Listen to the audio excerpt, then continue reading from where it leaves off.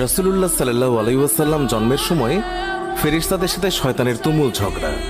যেদিন ভোরবেলায় মহানবী সাল্লাল্লাহু আলাইহি ওয়াসাল্লাম জন্ম নেন, সেই দিন বিশ্বের সবগুলো মূর্তি মাটির দিকে নত হয়ে পড়ে। ইরানের রাজার বিশাল প্রাসাদের বারান্দা কেঁপে ওঠে এবং ছাদের 14টি প্রাচীর ধসে পড়ে। বিশ্বের সব সম্রাটের সিংহাসন উল্টে পড়েছিল।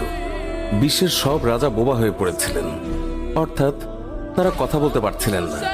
সেই দিন গণকদের সব জ্ঞান লুপ্ত হয় এবং জাদুকরদের জাদুগুলো অকার্যকর হয়ে পড়ে।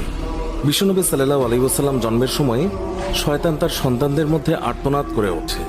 ফলে সবগুলো শয়তান তার কাছে এসে বলে, কেন এত পেরেশান বা উদ্বিগ্ন হয়েছ? সে বলল, কাল রাতে কি হয়েছিল? রাতের প্রথম থেকে এই পর্যন্ত দেখেছি যে আকাশ এবং জমিনের অবস্থা বদলে গেছে। ভূপৃষ্ঠে ঘটে গেছে এক বিরাট ঘটনা। ঈসা আলাইহিসসালাম ঊর্ধ্ব আকাশে চলে যাওয়ার পর আর কখনো এত বড় ঘটনা ঘটেনি। সবাই গিয়ে খোঁজ খবর নাও।